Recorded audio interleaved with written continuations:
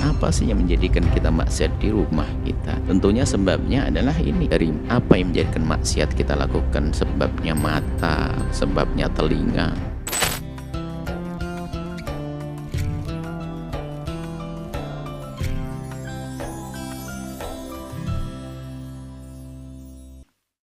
Banyak orang tertipu di bulan Ramadan.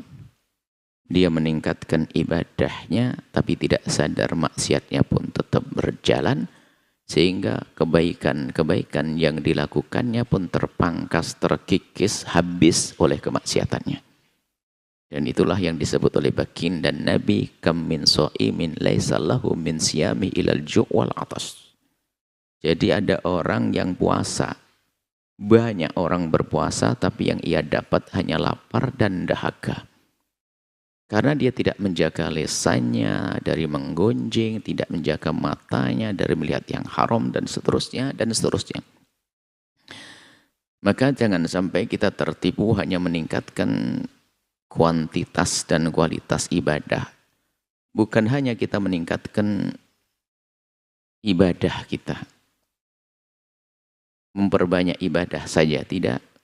Tapi harus kita berusaha untuk menjauhi kemaksiatan. Apa sih yang menjadikan kita maksiat di rumah kita? Tentunya sebabnya adalah ini. Dari apa yang menjadikan maksiat kita lakukan? Sebabnya mata, sebabnya telinga. Sehingga apa? Kira-kira di rumah kita yang sangat erat dengan mata, sangat dekat dengan mata kita, harus kita waspadai. Jika Anda kerja di pasar, karena di pasar ya pasar tempat umum, mungkin di sana banyak orang yang tidak menutup aurat dan sebagainya. Hari ini Anda sudah mulai berpikir, kalau aku jualan di pasar, aku harus membiasakan pandanganku ke tempat yang tidak ada auratnya. Mungkin juga yang belanja kepada kita adalah orang yang tidak menutup aurat. Maka aku pastikan di saat seperti itu aku sudah punya ilmunya. Aku hanya melihat duitnya saja. Tidak perlu melihat orangnya. Bisa jadi kita duduk di sebuah tempat bekerja di pasar. Katanya ahli ibadah, ahli zikir. Sambil mengulang-ulang hafalan Al-Quran. Cuman karena dia tidak waspada. Ternyata setiap saat pahalanya habis karena apa? Di depannya itu ada seorang perempuan jualan yang bajunya setengah badan. Sambil dia menyebutkan Allahumma sholli ala Sayyidina Muhammad, mungkin la ilallah, tapi ngelihat ke sana. Dan itu tidak disadari. Tapi terus mengalir setiap saat. Maka sekarang kita harus cerdas. Tinggal kita geser kursinya, kita hadapkan ke tempat yang tidak menghadap ke wanita tersebut. Anda mau belanja atau pergi ke rumah makan misalnya, yang sekiranya Anda bakal duduk bermenit-menit di situ, pastikan bahwasanya Anda tidak melihat aurat di situ. Makanya memilih tempat belanja juga penting. Jangan sampai Anda hanya memikirkan ini halal haram barangnya. Oh bukan, mataku halal atau haram. Kadang kita tidak berpikir sampai di situ. Latah saja kekeroposan iman. Dia menghantarkan makanan kepada Anda. Mungkin waktu dia menghadap, Anda tidak mudah untuk melihatnya. Tapi di saat dia sudah berpaling menuju ke sana, mungkin Anda sebagai seorang laki-laki normal, Anda mengikuti jalan dan lenggangnya. Semua manusia itu karena ada min plus dalam diri kita. Ada daya tarik. Biarpun seandainya wanita itu, mohon maaf, sejelek-jeleknya wanita, tapi tetap dia perempuan yang bagi seorang laki-laki normal, akan ada setrumnya ke sana. Tinggal membedakan antara satu orang dengan yang lainnya adalah kekuatan iman.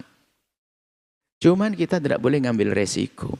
Sehingga kami selalu mengingatkan, tanpa kita merendahkan saudari-saudari kita yang jualan, yang belum menutup aurat, harapan kami setelah mendengar suara ini, mereka menutup aurat mereka.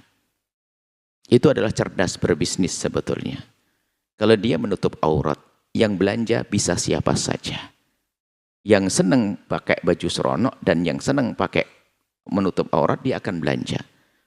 Orang baik bisa belanja karena dia telah menutup aurat. Yang tidak baik pun juga bisa belanja Tapi kalau seorang jualan misalnya, mohon maaf yang jualan, kemudian dia tidak menutup auratnya, sebetulnya secara marketing lemah. Kenapa? Orang yang sangat menjaga diri tidak akan belanja ke tempat tersebut. Kenapa? Khawatir dia melakukan dosa. Ini bukan merendahkan mereka yang belum menutup aurat. Akan tapi ini menghimbau bagi siapa untuk menjaga diri kita agar tidak melakukan keharaman. Anda belanja harus milih dong. Ternyata di samping itu Anda menghargai syiar agama dong. Jika satu orang jualan menggunakan syiar agama dengan baju yang syar'i menutup auratnya, Anda harus utamakan. Tanpa merendahkan yang lainnya. Cukup Anda pilih dia tanpa harus merendahkan. Aku tidak mau ke sana karena aku tidak usah. Tinggal suatu ketika Anda ingatkan. Kalau memang ada orang tetangga Anda yang belum menutup aurat. Dan di saat kami bicara aurat seperti ini, wahai adik-adikku, saudariku yang belum menutup aurat, ini bukan merendahkan kalian, tidak. Justru kami ingin mengangkat kalian supaya kemolekanmu, kecantikanmu itu bukan dipandang oleh asal manusia. Akan tapi hanya orang-orang terhormat yang melihatmu, yaitu suamimu. Ini adalah pendidikan, bukan merendahkan. Maka jika suatu ketika ada satu ustadz yang berbincang denganmu, wahai saudariku yang belum menutup aurat, kemudian dia tidak mengangkat wajahnya dan tidak melihat kepada Anda, bukan karena dia merendahkan Anda, justru di dalam hatinya adalah penghormatan kepada Anda setinggi-tingginya, sehingga tidak mau melihat aurat Anda. Jangan direndahkan, jangan Anda merasa tersinggung dengan sebagian orang yang mungkin tidak mau melihat diri Anda. Karena apa? Dia memuliakan Anda. Karena Anda belum sempat menutup badan Anda, maka dia sendiri yang menutup matanya. Karena menghormati Anda. Baik, ini adalah bukan saja di bulan Ramadan, cuma di bulan Ramadan yuk kita jadikan momen-momen saat-saat untuk kita sadar diri dong.